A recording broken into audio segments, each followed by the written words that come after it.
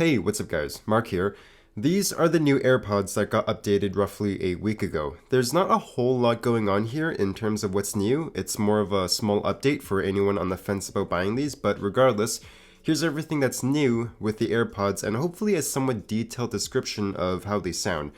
So the AirPods are made out of plastic with a gloss coating. They're pretty much identical to the earpods that come with your iPhone, same with the charging case, and because of this, over time the case will start to get really scratched up. The only visual difference from the original AirPods is that the more expensive wireless charging case has the LED on the front. This pair doesn't have it because Apple actually sells a version that charges only through the lightning port for the same $160 as before.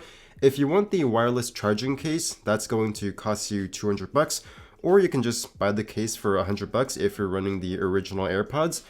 I also noticed that magnetic debris seems to collect around the magnets, with some of it being unremovable, which kinda annoys me. The magnets in the case are nice and satisfying to click, and the ones for charging the AirPods keep it secured so there's no chance of them falling out. Okay, so how do they sound? They sound a little bit warmer than the original AirPods, which are slightly better than the wired earpods.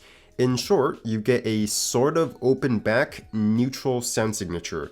These are like the equivalent of open back headphones, so you can hear everything around you and other people can hear what you're listening to if you set these loud enough, but the benefit is that you get a more open and natural sound. And then there's the bass, the mids, and the highs.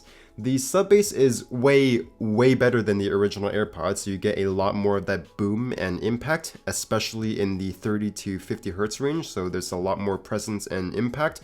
But compared to other earbuds, they don't have a ton of it, so don't expect earth-shattering bass from these. The mid to high bass are pretty good. They're not overwhelming and they're not recessed either. They're kinda just right, so in general, these are pretty neutral sounding. You can tweak it using an EQ if you want more bass, but they're not really tuned for low end out of the box.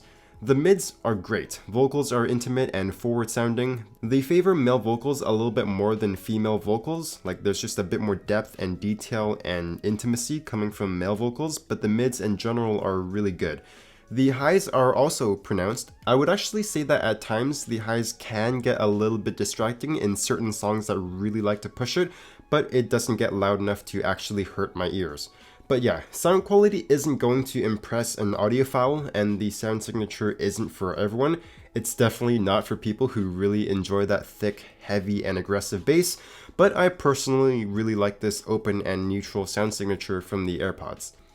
The other thing that I really like about the AirPods that you don't really get with other earbuds, except maybe for the Galaxy Buds, is the convenience. Like, AirPods by themselves are pretty average, but they work really well with the rest of Apple's products. The pairing process is dead easy, and once it's paired on your iPhone, it's automatically paired across all of your other devices. So for example, you can easily pair these with your Apple TV, so if you want to watch a movie at like 3 in the morning, you won't wake up everyone in your house. And the other thing is that you can load music locally onto your Apple Watch and then connect it to your AirPods, so you don't need to bring your phone with you in the gym, which is genuinely a game changer for me. Some other technical details are that it now supports Bluetooth 5.0, which means lower latency and delay, you get longer range, and you can stream to 2 Bluetooth 5 devices simultaneously.